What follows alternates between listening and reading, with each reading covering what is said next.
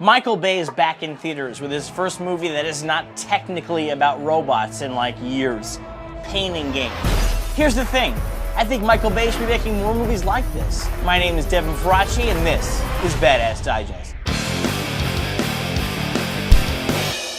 I'm at the Public House in Los Feliz, Los Angeles. You should know, we've been filming here for a while. I'm already smashed.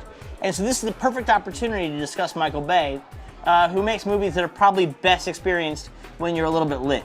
So joining me today are my good friends, Jeremy Smith of Ain't It Cool News, and Amy Nicholson of the LA Weekly and the LA Times.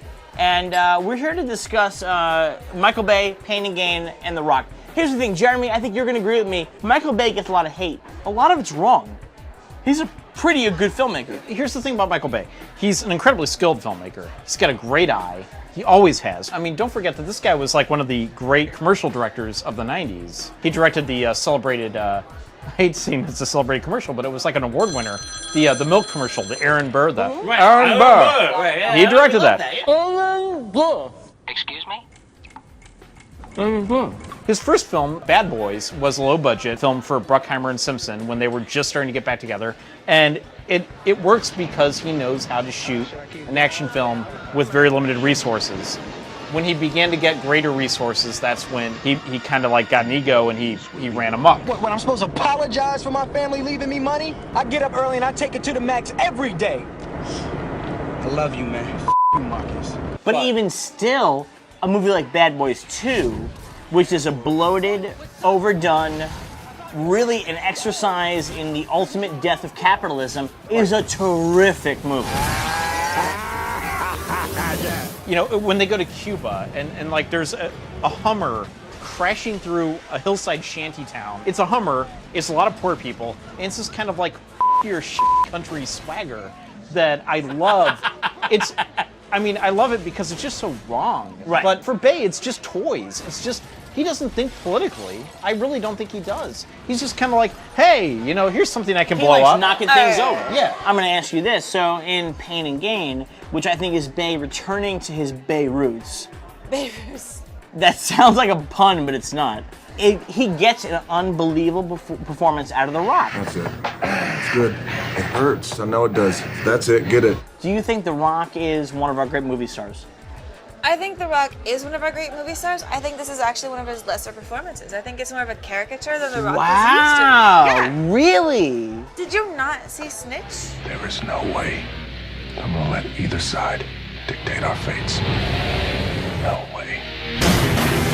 The Rock is actually a great actor. I feel like here he's kind of put in this like this very comic niche performance as like a guy who's like very religious, and everything he says is like religious and good and muscular, religious and good and muscular. And that's like all he keeps doing over and over again. Pain and Gain doesn't ask for much from The Rock. All it asks is for The Rock to be a movie star, and god damn it, that's what he is. Jeremy, I feel like Pain and Gain is Michael Bay saying, I really like the Coen brothers. I want to make a movie like the Coen brothers.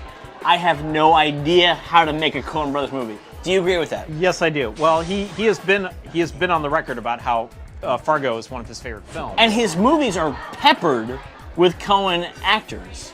Yes. Oh, he loves bringing those actors in. The problem with Bay is that he's got a terribly juvenile sense of humor. Like what he finds funny is it's kind of cornball. Right. It just doesn't really It's work. like sub-fart jokes. Do not this up. Pull yourself together.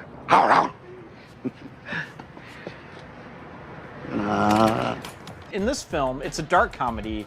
It needs to be a little more tightly scripted than, you know, and it is tightly scripted. He went into that film with Marcus McFeely, the guys who wrote Captain America, Right. and Thor. I know that doesn't sound like great bona fides. They also wrote the Peter Sellers biopic for HBO.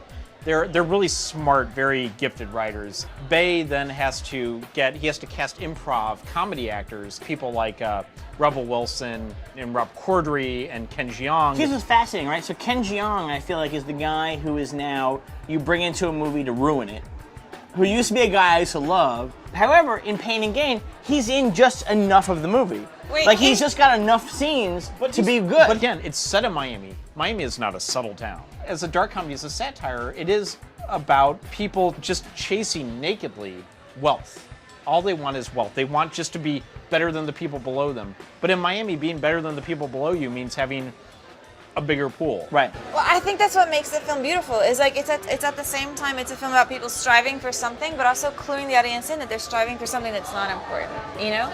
And I think that's what is the great genius about Bay's casting, because you were saying that the writers weren't happy that he cast people who are more in the comedic vein. But I think by casting people like Mark Wahlberg, like The Rock, he clues us in that these are people whose brains are not aligned along what we would say is like SAT genius rubric. He was right here. This is a fascinating film Yes. Yes. that I would love to see like 3 or 4 more times, about people who do really stupid things and are stupid themselves, but yet you're on board. Yeah. Ish. There he is! You got the wrong BMW! It's 2 exact BMWs. I told you to check the license It plate! was an honest mistake. So we thought it was the same car. It looked exactly the same. So here's the thing. So Michael Bay is well known as a guy who will abuse the American flag in his movies. He'll put the American flag into a lot of shots where it doesn't belong. In Pain and Gain, he uses the American flag for straight up satirical purposes. Has Michael Bay gained self-awareness? What if he's always been self-aware and we just never knew? What if all of Transformers is a big in-joke? He's always been with us on Transformers. I wouldn't be surprised. What do you think, Jeremy? Michael Bay is not an idiot. He's actually a very, you know, he knows what it is he's doing, but he also does have that, when he's making a movie, he's got that kid in the candy store thing where it's Right. just like, I've got all these things at my disposal, I'm gonna go nuts. You know, it's hard to reconcile the craft that is evident in his movies. If you choose not to see it, well, then that's your problem. I agree. I think Michael But- Bay is actually a terrific filmmaker. I think that he requires a better editor who can bring him down to earth. I think most of his movies are 20 minutes too long. But what's not too long in Pain and Gain is The Rock. Is The Rock the 21st century great action star? The problem with The Rock is he's too muscular. The Rock will never have the versatility of like a Bruce Willis. You know, a Bruce Willis can put on a suit and be like, I'm a normal guy. Oh, and now I have to kick ass. The Rock cannot do that. He But is too big. Schwarzenegger did anyway. The Rock's That's too limited, loud? but I believe. They're rocking us out of here, right? Yeah. All right, it got a little loud in there, so we've come out to the street where the cars are way quieter than the jukebox. But here's the thing.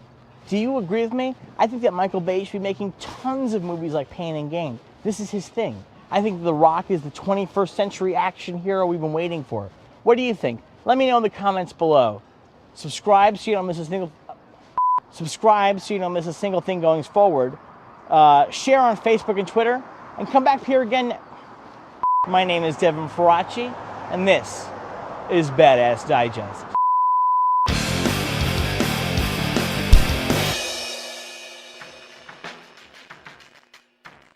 Get your film fix. Subscribe to Cinefix.